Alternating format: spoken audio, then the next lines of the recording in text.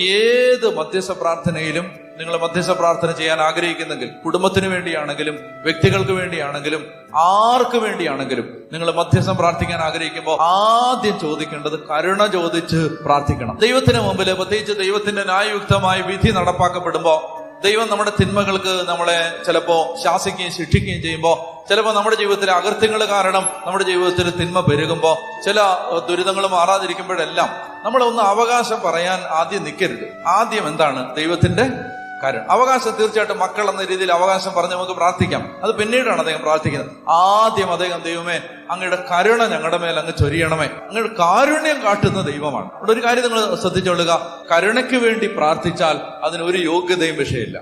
കരുണയ്ക്ക് യോഗ്യത പ്രശ്നമല്ല. അത് ആർക്കും പ്രാർത്ഥിക്കും. ഏത് മഹാഭാവിക്കും എന്തിനു വേണ്ടി പ്രാർത്ഥിക്കാം? കരുണയ്ക്ക് വേണ്ടി പ്രാർത്ഥിക്കാം. അതുകൊണ്ട് കരുണയുടെ ജപമാലകൾ പരമാവധി ചൊല്ലണം.